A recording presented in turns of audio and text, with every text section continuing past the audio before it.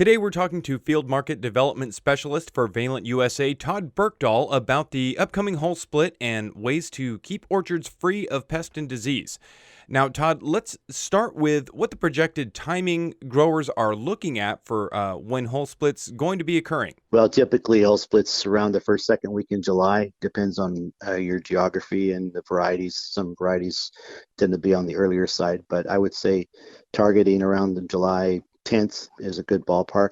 You need to plan ahead for that because once you get the hull split, trying to put out problems for like hull rot, which is the nuts already opened up, the spores have infected, and germination of those spores has taken place. It's really hard to put out that fire.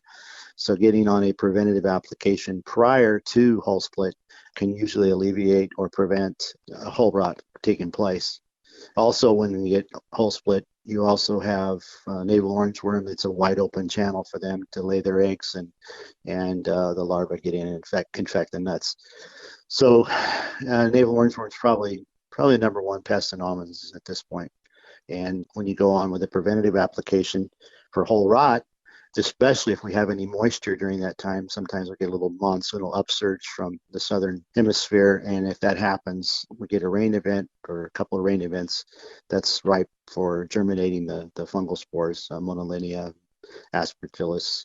And what happens is that it's got an open channel and infects. So putting on preventative for hull rot coupled with a preventative for navel orangeworm, you can get a twofer out of the deal. Two things in the tank and one shot, one kill. So it's always better to save the applications if you can, time and effort. Absolutely. Getting the most out of an application, attacking multiple problems at once can help keep some of that cost down for time and labor. And being approximately a month out from hull split should give ample opportunity for making those application plans and putting them out in the orchard. Correct. Keep in mind, Brian, that coverage is absolutely essential, and you've got a lot of things to interfere with coverage, leaves, and a lot of leaves on the tree.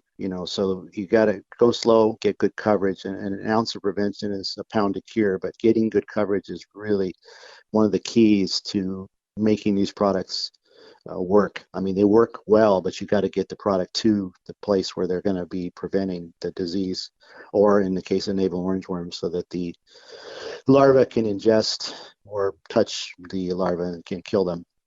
Actually, I recommend DiPel as a pre-hull split timing application because it goes on, and if you get it on there 3 to 5 days before hull split, if the navel orangeworm are out there, which they probably are, you can do a pretty effective job on reducing or preventing that population from infesting your crop.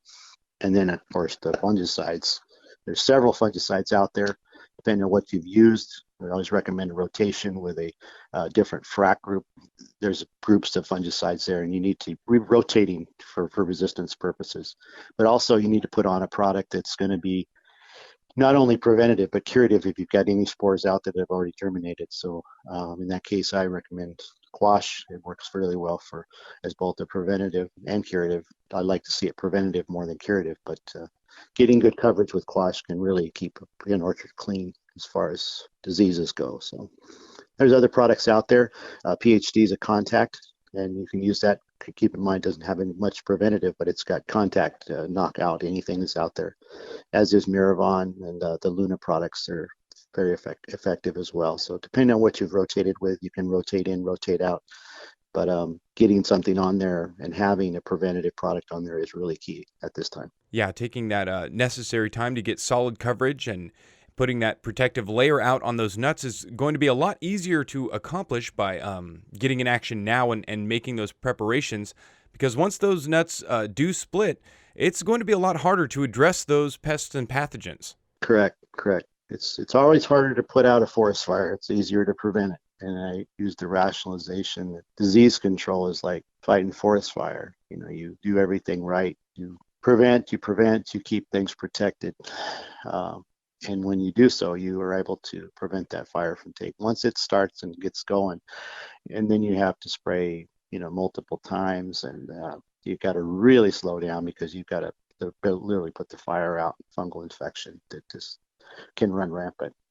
Again, most of that revolves around weather. So if we have dry weather, it's going to be dry. There's no rain predicted. Probably don't have to be as concerned about it. But if there's any prediction for a monsoonal upsurge and any rain events, which is usually not a lot, but it doesn't take much to germinate the spores, especially if you've got to open for the hole is already split, then it can be problematic really fast. All right, so get those plans made now. Give yourself time to get good coverage and hopefully knock out those problems before they spread. Todd Burkdoll with Valent U.S.A. Thanks as always for taking the time to speak with us today. Yeah, no problem. No problem, buddy. Anytime.